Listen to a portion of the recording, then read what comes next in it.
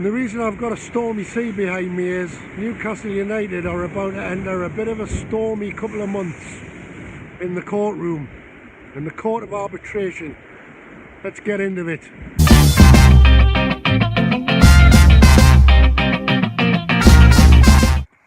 Why, and welcome to On the Volley, or OTV as we like to be known. Today I'm going to talk a bit about Newcastle United. My club, black and white through and through. Obviously there's been a few things going on the last couple of days.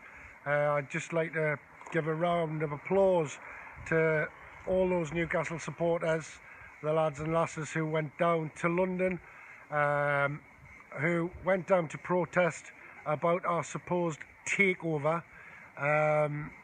Obviously they went down to Parliament Square and then Downing Street, and then to the headquarters of the Premier League to give Richard Masters and the Premier League a piece of their mind. Everything went off peaceful, and they made a point, and basically we're all asking why. Why is this dragging on? Why is this dragging on like it is? It's absolutely pathetic. The governing body of football in England, the elite, the hierarchy, and 18 months or something it's been dragging out now, and Richard Masters in the Premier League couldn't even make a decision yes or no. Their decision was to make no decision, and the now owner, Mike Ashley, who obviously wants to sell the club badly. He doesn't want to. He's finished with it. He doesn't want to put any more money in. He wants out. Obviously, after problems with COVID-19 last year, his businesses have suffered. So therefore, he wants to sell the club. He wants to get out, and he obviously wants to invest in other things. There is a consortium that want to buy Newcastle. A Saudi Arabian consortium, the P.I.F, the P.I.F, headed by Amanda Staveley and the Reuben brothers. They've offered the money, 350 million. Mike Ashley wants to sell, they want to buy, but the Premier League can't make a decision. So they can't make a decision. And this all comes under the fit and proper persons test and all of this, So obviously quite a few people have vented about Saudi Arabia's human rights, policies and the way they do things in their country. The other thing is obviously certain Premier League clubs have obviously objected.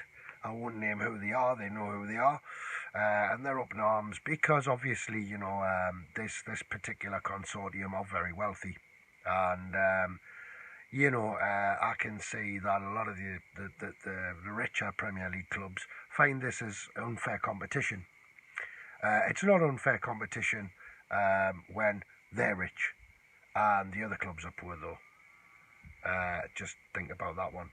But at the end of the day, if somebody comes along as a bigger shark in the water, you know what I mean, they're straight away, they're on the blower and they're saying, oh no, that's unfair, because I was here first. And it's kind of like that. It's a bit childish, really. It's very childish of them all. But yeah, I kind of see the human rights issue, sorry. Because that nobody wants to see anybody suffer in the world, do they? But at the end of the day,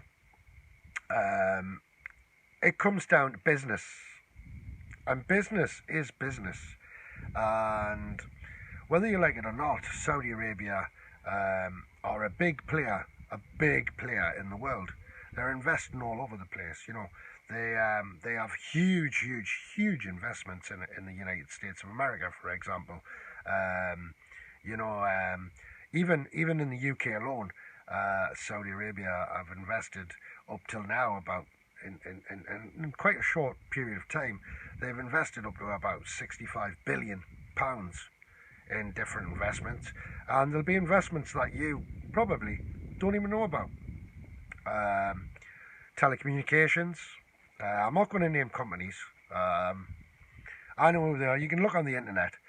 But obviously, telecommunications, internet services, media, newspapers.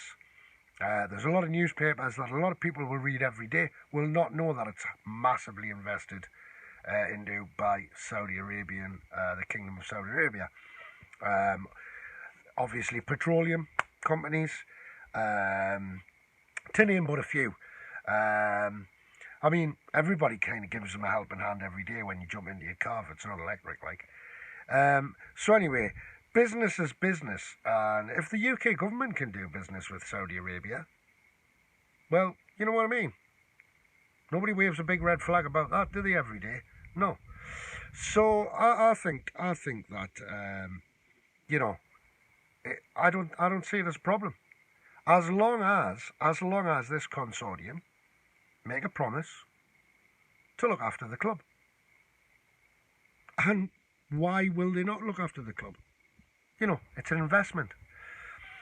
The other thing is, it came to my attention just in the last 24 hours actually, that basically the P.I.F, Saudi Arabian P.I.F, have made a massive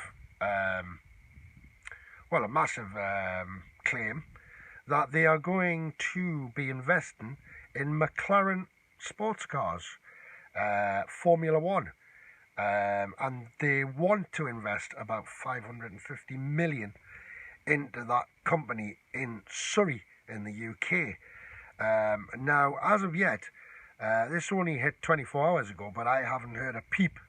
I haven't heard anybody saying, "Oh no, that's wrong, that's wrong." No, I haven't heard that. It seems to be all fair. That's all fair. Formula One, you see. See, it's not Newcastle United. It's Formula One. Yeah. Sport. Yeah, sport. Yeah. Anyway, I mean, the other thing as well about this takeover bid is it's not quite just as, you know, everybody's kind of thinking, oh, you know, Newcastle United are going to become mega rich. I mean, you can only spend so much anyway, you know what I mean? There are laws in the game that speculate, or say, that you can only spend so much money in the game. So, you know, it's not like Newcastle United are going to be able to go out and just buy everybody in the world overnight, is it? I mean, it's stupidity, this. What we would like to see at Newcastle United is a better owner, with a bit more money, obviously.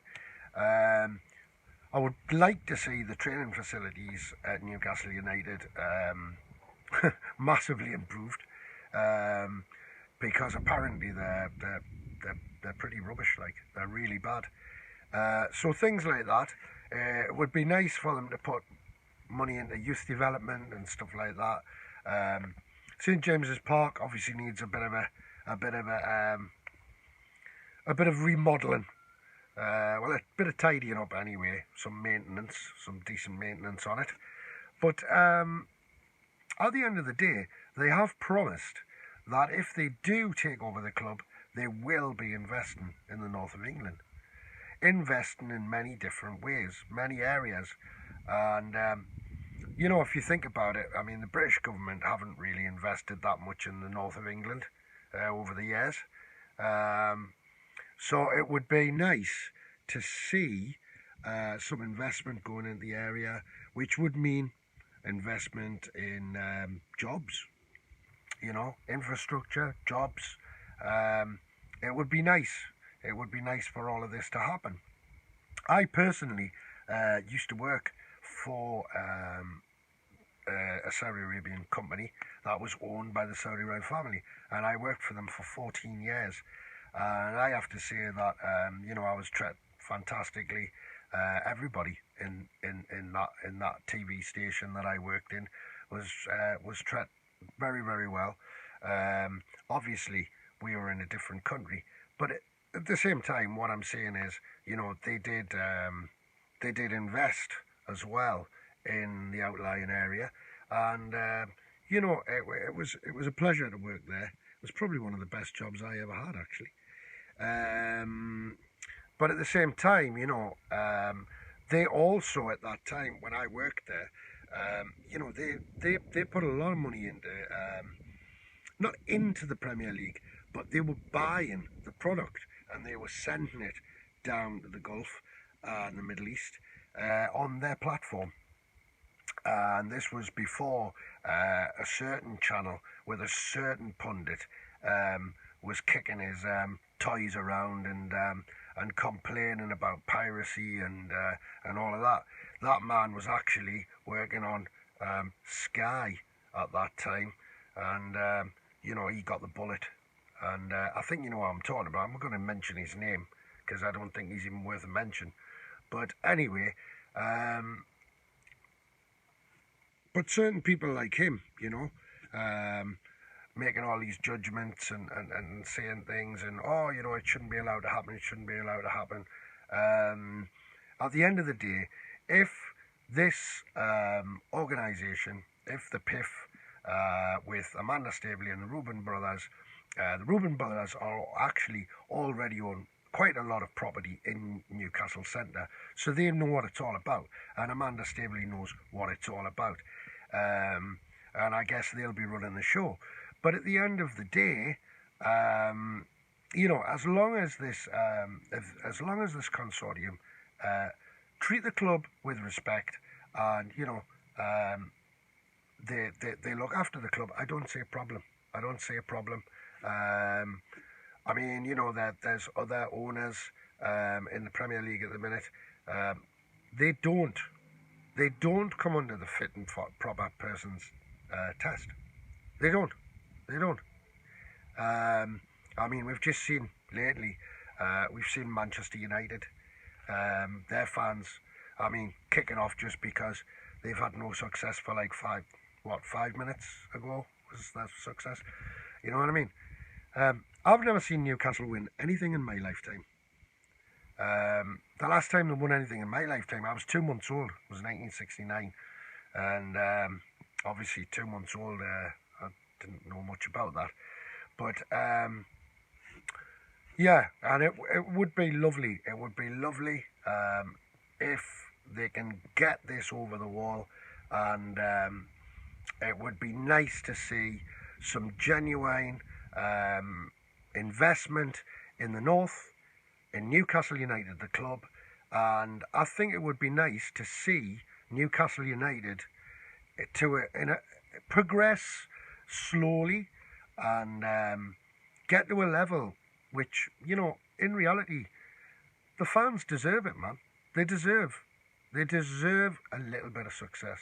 You know, they've put in some hard shifts through the years, and like I say, we haven't won anything since 1969, apart from a few First Division or, you know, Championship trophies. So, you know, I'm going to leave it at that. Put your comments underneath. Please share this video if you liked it, and like it. That helps us out. But subscribing is a real help to us on the channel. I'll be back with more information on what's going on as it happens, and a bit more chat about Newcastle United. The other lads will be talking about their clubs as well, off and on. And then obviously we'll be back into the Premier League in mid-August, I believe, when apparently we might get the decision about the Newcastle United takeover, the dirty word. But listen, stay safe, look after. It's been lovely to have a bit chatting on here, and I'm out. I don't play golf, by the way. Spoils good walk. It was just the quietest place around, really, apart from all these crickets.